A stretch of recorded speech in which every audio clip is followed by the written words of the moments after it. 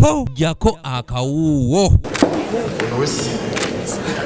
Olukiiko lwa Buganda olutudde ku mbuga enkulu e Bulange Mmengo olw'omulundi gwa 27 olutulo olwokubiri lukubiriziddwa omukubiriza waalwo ow'ekitiibwa Patrick Luwaga Mugumbule nga luno lwetabiddwamu Kamalabyonna wa Buganda Charles Peter Mayiga wamu n'abamyuka be, abakiise okuva mu bukiiko obw'enjawulo n'abalala bangi.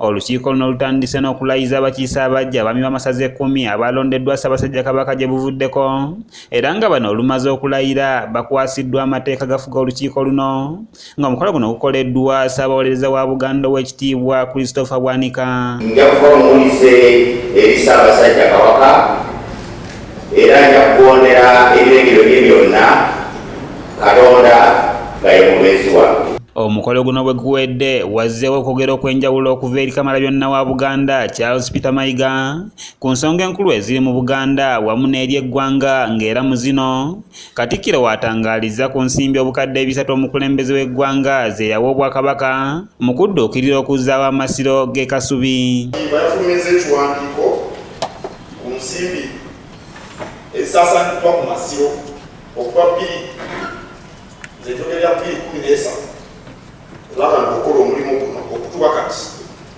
ku zibwazaalampanga ziweza obuwumbi 4 n'ezisobamu.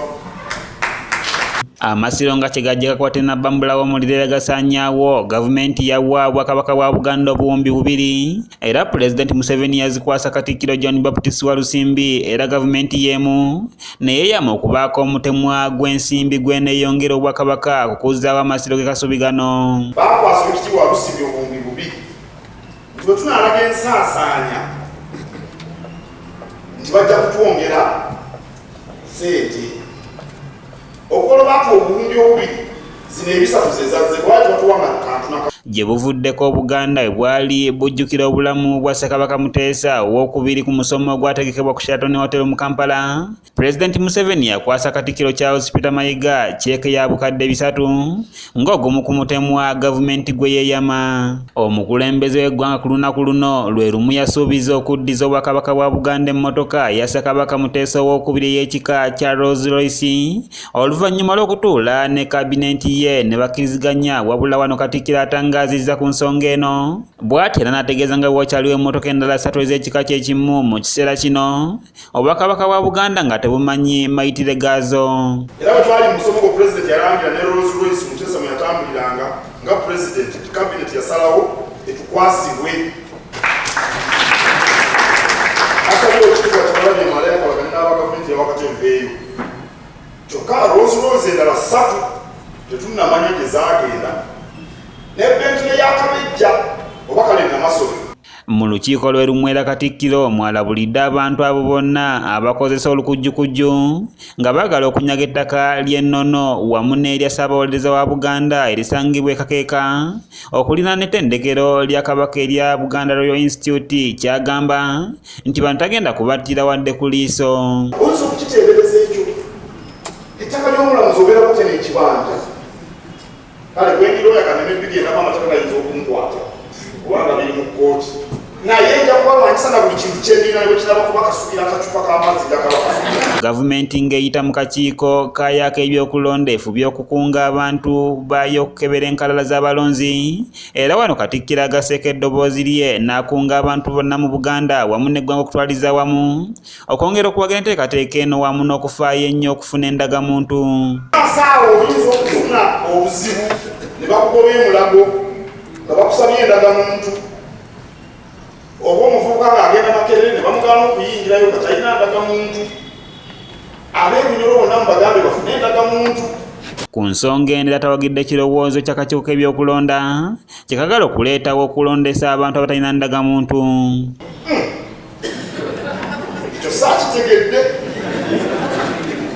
kubanga ekitongole ekigaba ndagamuntu kimaze ebbanga ddene nga kigaba ndagamuntu. Abasinga obungi balina ndagamuntu. Lwaki nga tulwayo emyaka ebiri okulonda akakiiko k'ebyokulonda tukakubiriza abantu bagende bafune endagamuntu.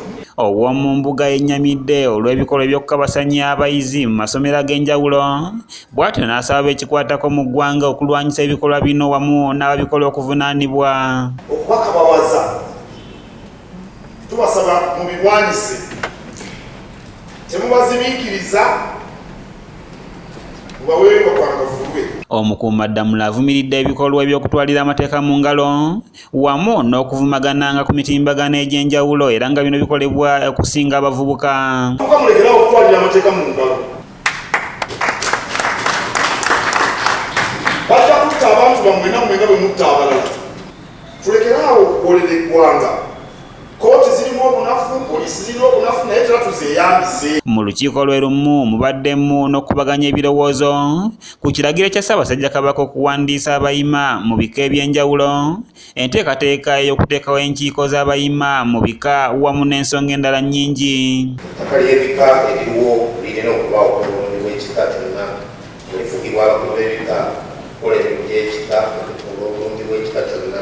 Ate b'abaami b'amasaza abalayiziddwa balaze enteekateeka ze bagenda okusimbako essira. Ekiteekwa okukolebwa okusookera ddala tulina okujuza ebitongole bya Kabaka era n'okugenda okunga abantu ba Ssaabasajja wonna okwongera okukola emirimu. Nti ensonga y'obulwadde bwa mukenenya mu masomero ate ne mu maka gye tubeera ekwatibwako nnyo nga tuyita mu kuteekawo ebibiina ebibuulirira abaana ate n'abazadde bennyini. Kanyike Kevin yakusakidde eggulire lino okulwa ABS Television.